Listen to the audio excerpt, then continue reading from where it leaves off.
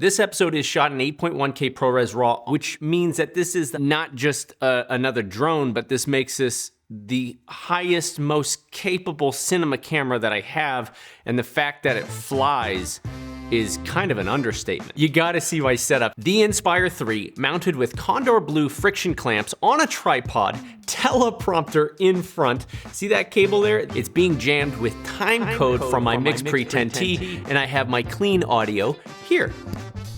This transmitter has an extra HDMI feeding into Video Village so I can see everything going on here. I can even use a second transmitter here. This is from the Ronin R4dD to pull focus, tilt, or pan. How's my framing here? How's the focus? Good? This stupid setup is just to hammer home the point that this is an expensive drone, much more than your typical Mavic. In fact, if it had an audio port, it would be a legitimate Netflix-approved cinema camera. By the way, this is broadcasting in 4K, so even if something happens to the drone and I don't get the media off there, I have it being cached as backup on the transmitter in 4K. So there are two major things about this drone that make it worth the money. It's not the 14 stops of dynamic range. By the way, we tested it, it's actually 15 stops. It's not the 8K 75 ProRes RAW or the Cinema DNG RAW or the 4K 120. Although that is pretty freaking cool. It's the fact that it has timecode, Tentacle sync right here, timecode right there, and RTK, centimeter precision repeat flights. Both of those are huge and they both unlock a whole new level of cinematography. So who is this drone for? How does it stack up against the Inspire 2? And how do you get the most out of this drone without crashing?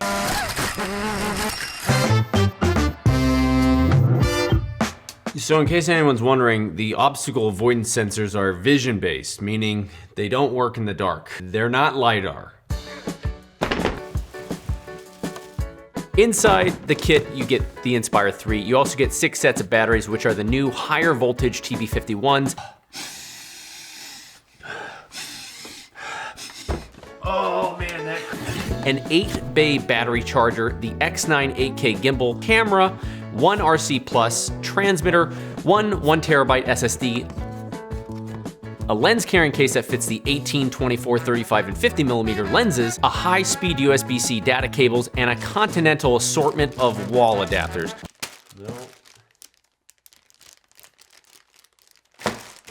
They gave me 2 of these. Why do I have 2 of these? And then you also get this RC strap waist harness. This entire kit can fit with 2 transmitters, 4 lenses, 12 batteries, a fast charger. Every time I fly with the Inspire 2, it's always oversized. And now that I travel with the Inspire 3, it fits regular. The good news is you can pull it apart and take the wheels off like I did.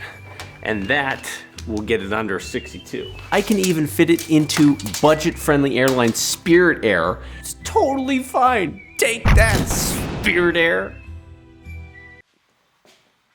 The case is a huge win. I like that it looks like a normal piece of luggage. The only thing that I don't like is that it advertises Inspire on the side. Come on, DJI.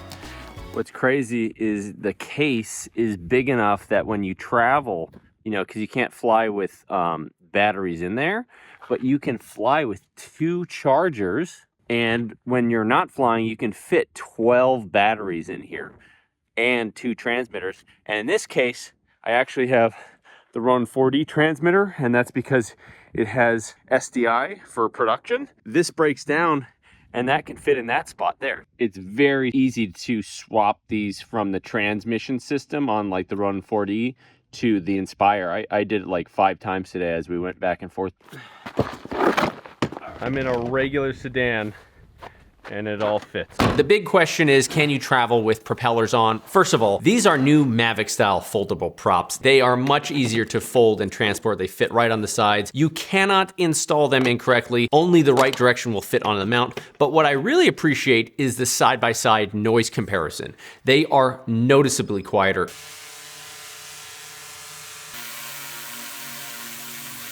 DJI says you can lightly transport them with blades on, but it's such a snug fit that I don't recommend it. And then there's also this. What the hell is that? Oh man, this thing just popped off. It broke right off the mount. I suspect the case was closed when the props were on and it wasn't fully lined up and the motor housing was bent. Yeah, we can see it right here. There's a bend right in the motor and it literally just vibrated it off right in front of me. Slight bend was just enough to make the motor out of balance, and then on my very first flight. So the moral of the story is it takes like 2 seconds to take these drone props on and off. So take them off, put them back on, and have a sandwich.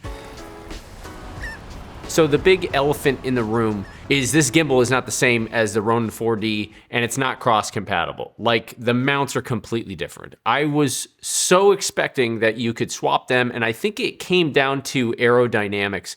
There are some leaked photos of an early prototype with what looks like the Ronin 4D on the Inspire 3. I think it just became impossible to have smooth footage and a decent battery life and keep the total footprint similar to the Inspire 2. Though I am supremely bummed out that at the very least Inspire 3 gimbal is not reverse capable with the Ronin 4D. And I'm also disappointed that there's not a built-in ND system into the camera. I would have gladly traded 2 minutes of flight time for a 9-stop ND system like on the Ronin 4D. Is the ProRes RAW and Cinema DNG for $979 worth it? Yes, in my opinion, it's worth it for the simple reason is you get both Cinema DNG and ProRes RAW, and ProRes RAW is the only way you can unlock 8K 75 frames per second. Otherwise, the standard ProRes 422 HQ tops out at 8K 30. Due to processing speed, the highest frame rate for 8K RAW Cinema DNG is 25 frames per second. But if you shoot Super 35 mode, you can do 5.5K in 50. So currently, there is no ProRes 4444, which is a little annoying, especially if you pay for the activation. You should just get the whole suite. So if it's possible with a future firmware update to give us the ProRes 44444 XQ, that would be amazing. The real play here is to shoot on ProRes RAW. Now, before you start groaning about ProRes RAW and not being able to use it in Davinci Resolve, I got a solution. It's $79. It's the ProRes RAW to Cinema DNG converter. I sent the guy some test files. It already works with the Inspire 3. And best of all, it even transfers over metadata like timecode. So you can just batch convert it. Now, I've tested it and a 3-to-1 compression is visually identical to lossless compression. I would have to be filming like a waterfall with a ton of moving detail to even consider using 3-to-1.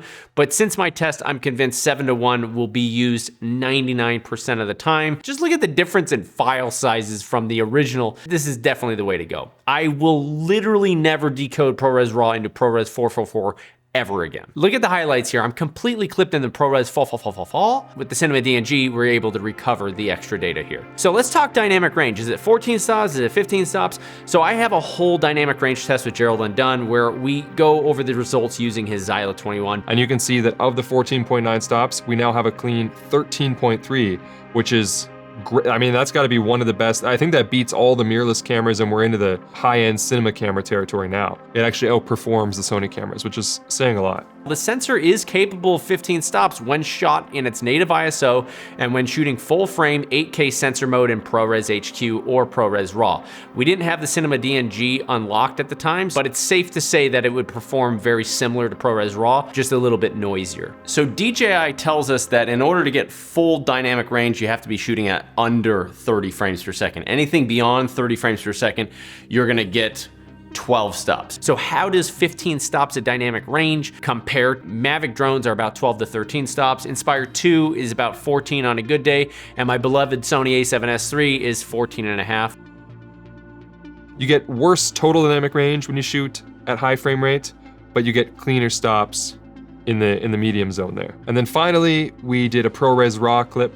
With testing ProRes RAW, obviously you have to shoot it, then you have to convert it to something else and then run it through the testing. So there's gonna be slight variances, but again, we did still see the 15 stops, and we actually had slightly better noise performance than just the regular 8K. The 8K ProRes RAW it got a medium score of 12 instead of the 11.6 for the 8K ProRes. One thing to note is the second ISO did not perform too far off from its native ISO, so you can use that second band with impunity, it seems, and you won't be losing much dynamic range. If you want to watch that whole deep dive, I left a link down below because we go off into the nerd zone. If you want a perfectly clean image, sorry, are we going? Yeah, keep going. Don't stop on my account. You're doing great. The 1 terabyte media stick is the same as the Ronin 4D, and it is cross-compatible. I do like this more. This version does not require a media reader. You just plug it right into the USB-C, and it doesn't suffer from those chronic disconnection issues. You can literally edit right off of this drive. Now, this is somewhat in the ecosystem of the Inspire 2 and Ronin 4D, though not as much as I would like. Specifically, the new TB51s. These are about the same size as the TB50s, but they are not cross-compatible at all. TB51s have more advanced wiring, and then they're a few grams lighter, and they have a higher voltage, and they're a little bit more powerful. My guess is after 7 years, DJI decided it was time for an update. Although DJI, it would be nice for those in the Ronin 4D ecosystem to be able to buy an adapter so they can use the new lighter batteries on the older system. We don't want to travel with 26 batteries and 2 chargers. So the new battery charger is a win for sure. It has 3 charging modes: silent with no fan for slower silent charges, then normal mode, and then fast mode. The charger still only charges 2 batteries at a time in pairs, but in the fast mode, it will charge each battery set to 90%. Then it'll communally trickle charge all the batteries to the last 10%. This way, you can get a full set of batteries charged in like 160 minutes,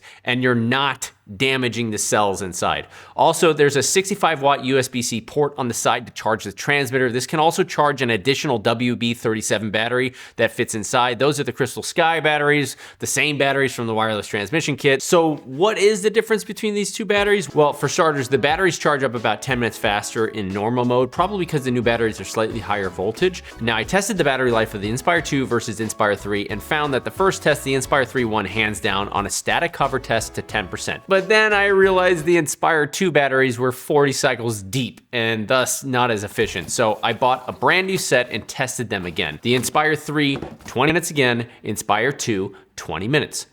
We have a tie.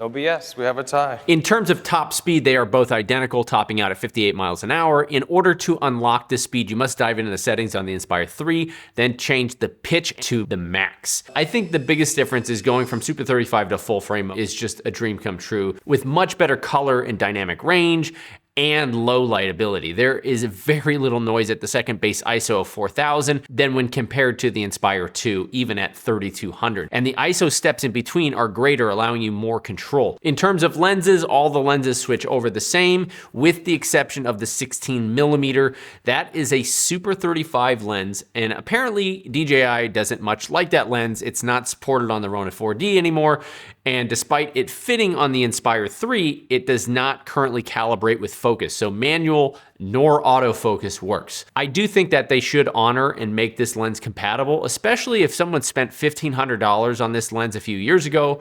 Why not just update the firmware? The FPV is a big step in the right direction. It's much brighter and offering a much wider field of view. There's also a ton of options to send this FPV mode out directly through the HDMI port for Video Village. And because of the more aggressive angle of pitch, you can film upwards even with 18mm lens without getting the blades in the shot.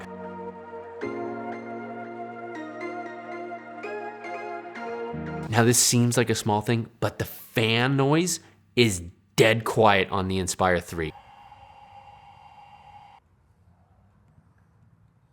It's so quiet, you can use this flying cinema camera as a ground-based camera, or like one of those one-take cameras, and you don't have to worry about any noise contamination at all. The lens lock is a new feature on the gimbal that was carried over from the Ronin 4D. This solves the issue that you had on the Inspire 2 when it would just suddenly not detect the lens all of a sudden, though you should remember to lock that, because if you don't, you'll get vibrations in the gimbal. Also, the transmitter is a huge upgrade. This is a 1200 nit brightness screen, and just like the RC Plus from the Mavic series, this is an Android-based device, so you can surf the web, you can send files through Bluetooth, you can screen record your flights, you can copy and save, and you can store things on the SD card. In terms of buttons, there are 10 buttons on the Inspire 2 transmitter versus 24 on the RC Plus. The RC Plus has its own twin pack of batteries inside, and it has a max of 3 hours and 18 minutes, but you can slide an additional WB37 inside for a max of 6 hours. And those can be hot swapped in fashion, so you can keep flying all day. And when you charge it, it charges both both batteries as well. So the top has a micro SD card slot, a USB-A port that's used to power extra peripherals or updating battery chargers and batteries. You also have an HDMI out and a USB-C port, which is where you charge it from. There's a ton that I'm not gonna go over here, but here are some basics. The left dial controls the gimbal tilt, the right controls the yaw, and the extra one on the right changes camera settings. Stop, start video, flight modes. These three on the back can be programmed, and all of the front buttons and directional buttons can be programmed as well. That's 13 buttons you can customize. That is too many to remember. I love the monitor tools like focus peaking, waveform, histogram, zebras, but you can also import your own LUTs. And you can use them to burn footage, or you can use it to preview a look. So if client has a specific look they want to live preview to all of the monitors, you don't need a separate monitor with that capability. You can do it all right in the transmitter. If you want to link the wireless director's monitor, you can use one as a second camera op to control the gimbal and the settings. If you want to add more monitors for broadcast mode, for Video Village, then you need to use the actual transmitter and connect it to one of the HDMI ports. So no big win there, but at least the system signals won't stomp on one another and the batteries match. Go right on my eyeballs, sharp focus, lock it. So one thing you might want to consider is getting the high brightness monitor. This is used with the Ronin 4D and the wireless transmission. You can use the hand grips, but you can also connect with DJI's latest 3-channel follow focus. You don't have autofocus continuous on this drone, but you can pull focus and mark focus. So that's huge. Let's just see how good I am. All right, let's set focus to the back wall there. There we go. That's good, good, good, good, good, good, good, good, good. Oh, I f***ed it up.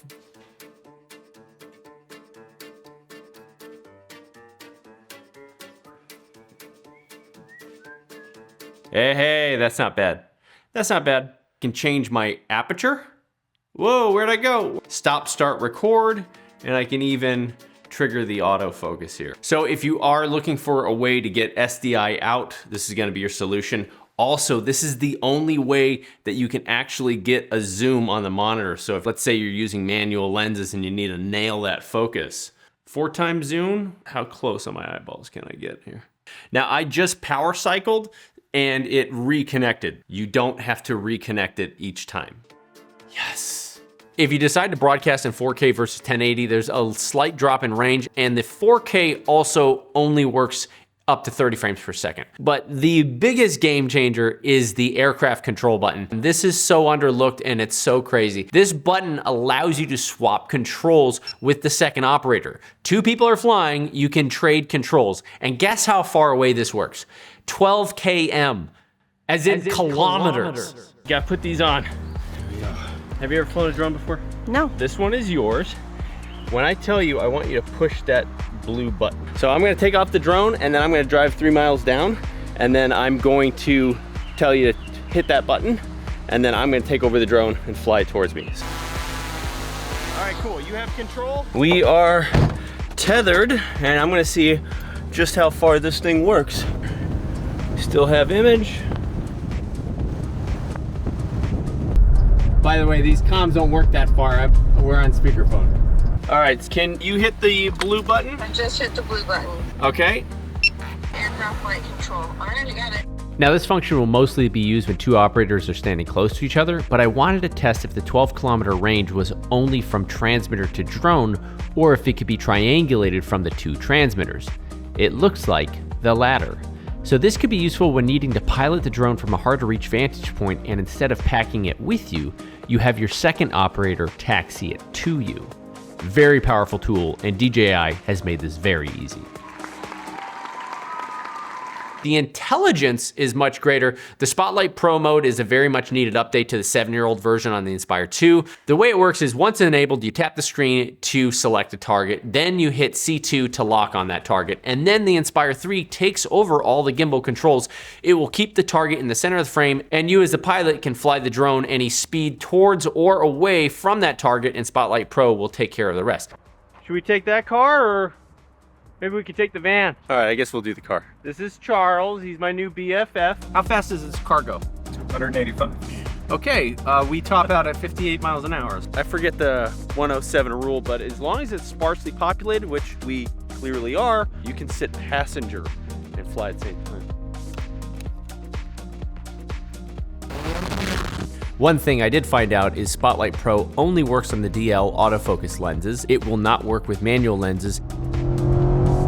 Whoa! Charles, darling, bad news. Spotlight Pro does not work on the manual lens. I think it needs the autofocus. Let's swap to a normal lens. What I was most impressed with was during this test where, despite me flying at fast speeds and shooting on a 50mm lens, the Spotlight Pro's tracking still managed to keep me in frame. Oh, that is insanely awesome.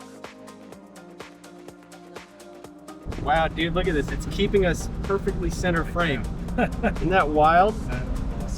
Wow. Now, as impressive as this function is, there's still some room to improve. One weakness for the Spotlight Pro is when getting obstructed by trees. And in an early beta firmware, the Spotlight Pro would lose subject and then snap back all of a sudden, rendering the shot useless. After giving this feedback to DJI, I retested the latest firmware, and it's definitely better and smoother, but it's not impervious. Watch as we lose tracking of the black truck and the Spotlight Pro gracefully switches to the red truck. The shot is smooth, it's just we're now tracking the wrong vehicle. And unfortunately, it also doesn't enable continuous autofocus while tracking, so it'll track the subjects, but if you need to change focus, you have to do it yourself. The Inspire 3 gimbal does look slightly bigger, and when I was mounting lenses that should not have been mounted on there, like the 1.5 stretch nanomorph anamorphics, I did have better luck flying them. But I wanted to know for sure how much more punishment this gimbal could take. I know we brought your car, but I think today I need you to drive the minivan like it's your sports car. That's looking good. We could try a real wind tunnel. We don't need a wind tunnel. We got a wind tunnel. Charles, step on it. Don't think we need these walkie headsets. What are you talking about? We definitely need these. What's our speed? 30, 35, 40, 45. Still good. 50, Still 55, 60, 65, 70, Still good. 75, Still good. 80. There's lots of vibration going on in the Inspire 2. Very little vibration up. All right, Inspire 2 busted. We just need to go a little faster. 80. So I think it'll bust at 85. Yeah. All right. It's busted. So you go a little bit faster. Yeah. Push 90. Come on, buddy. Oh, there it goes. Still holding strong in Inspire 3. Inspire 2 not looking good. 80, 85, Not looking good. Oh man, it's really not looking good. and 100. Oh wow, we're at 100. And we're gonna slow. Oh wow. Wow, it's the Inspire 3 held up strong. Inspire 2, look at that, just a sad excuse. Man. Now this sounds super dorky, but Timecode is a dream come true for the pros. So this is cool. I got the Tentacle sync right here. Timecode right there. We just hit sync. And wireless master sync, sync all. We can jam sync the drone.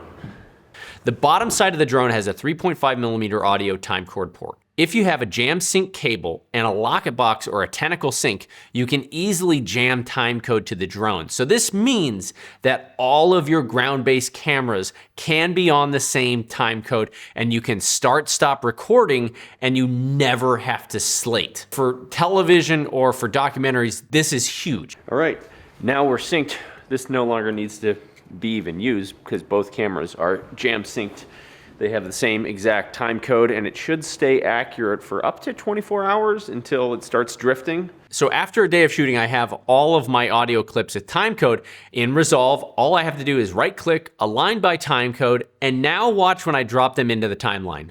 In sync, all of them, no slate, and it even works with Prores Raw through that batch converter. So to enable timecode, you gotta go in the menu, then to Pro, then timecode. You need frame rates to match on all the cameras, and you also need the following settings. Now, timecode on this drone is internal, meaning it has its own clock that you can jam, and you can actually disconnect the timecode generator and it will continue counting in sync for a while. So how long will it be in sync for exactly? We're starting in the houses, which is 225 feet. The moment I jammed it, we technically were off by about 6 frames, which is probably the delay from the wireless device. Now, I jammed them both and then circled back 24 hours later to test. Now, timecode, after all, is very hard to keep in sync, and even super expensive timecode generators drift like a frame or two after 24 hours. In this case, the Inspire 3 internal timecode drifted about 16 frames in 24 hours.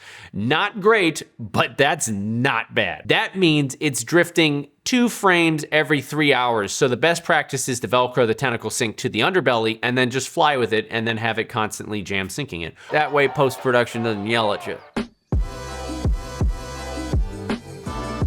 The most exciting part of this drone is real-time kinematic positioning, RTK. Imagine RTK is an additional position sensor. So the drone has more position sensors than ever. It's got 9 obstacle avoidance. Don't ask me how well they work. All you need to know is that according to page 84 on the official instruction manual, they do not work at night. RTK is an additional global navigational satellite system that's used in combination with standard GPS. So it gives extra precision to both horizontal location and vertical location. Normal GPS is found in the drone, like the Mavic series and the Inspire 2, and they're only accurate about 1 meter. That's 3 feet of possible GPS errors that can happen. And that's largely due to atmospheric conditions and the way GPS location is approximated. What RTK does is it acts as an additional receiver that connects to a base station like this one. Base station connects to about 18 other satellites than the ones used in GPS, and it then triangulates to the drone. The drone is then able to take that 3 feet margin of error and shrink it down to like 3 centimeters. And when you shrink that margin of errors down to 3 centimeters, things like VFX stacking is possible. This is it. Look at this thing. What do you got there? The stand. So this is not something you would normally buy. Currently, there's only 3 drones that this unit works for, and those are mostly in like the enterprise agricultural business. One of them's the MG1, which is like that big giant drone that sprays pesticides. I think it's mainly for like enterprise though. It's for like mapping and shit, not what we're trying to use it for. I'm gonna fly the same exact mission 3 times, spacing it out about an hour apart. Flight 1, Flight 2, Flight 3. Now in post, I find the exact point to line them up, and then I can do a simple dissolve transition between the two, and presto.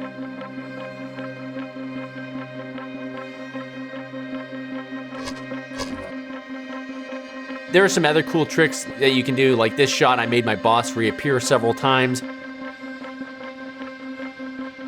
Now, I do warn you, this RTK setup is not 100% bulletproof. There have been a few close calls and errors with calculations and repeatability. I don't think it's the tech, I think it's the learning curve that I still need to dial in.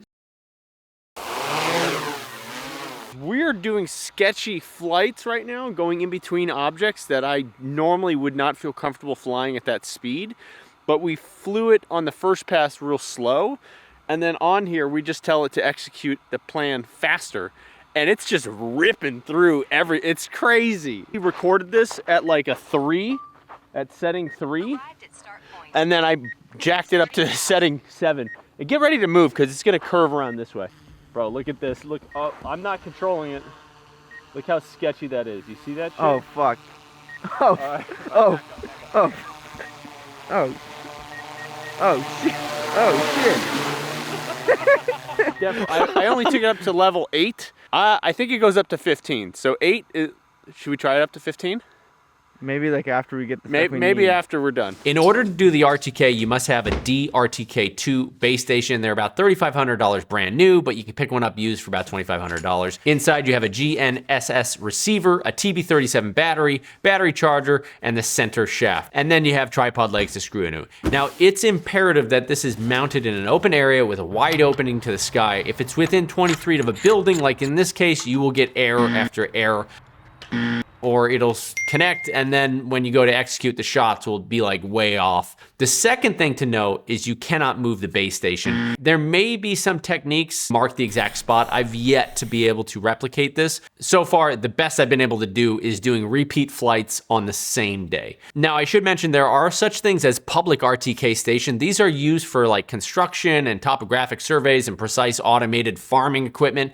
And essentially, these are open to the public if you can find them, and you connect using your cell phone, and it's a little murky how it's done, so I'm gonna revisit this topic in a separate Inspire 3 video. Let me know if you have any creative shot ideas you want me to try to execute with this repeatable flight capability. I wanna hear them, I will try it. So rapid fire, there are a few things I don't like about the drone. Number one, there's no panorama mode for photos, so if production's asking you for a panoramic plate, you're shooting it and stacking it on your own. Waypoint missions is a little dangerous. If the drone starts veering off on its own and it's not following the mission, the pause button is so tiny and you can definitely miss it. Oh wait, what's this? Oh, maybe that's what this brake button is for. Okay, all right, never mind, this is genius. Genius, take that one back. The front LEDs are a little dim. So at night, if you're not using FAA strobe lights, you won't be able to see this drone after 200 or 300 feet. I wish there was a setting inside to adjust the brightness. There is not. All right, so I got a few questions from you guys.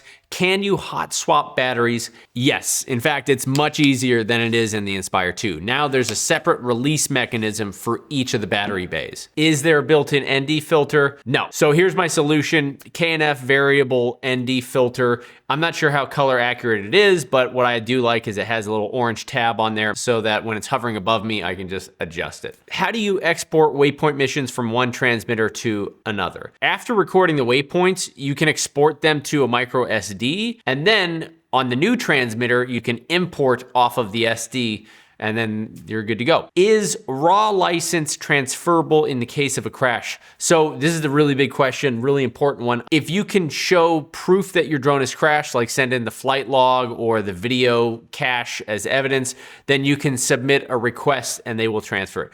They need proof that the drone was destroyed though, or lost or something. Don't hold me to that, but that's what I've been told. What size is the 18mm lens?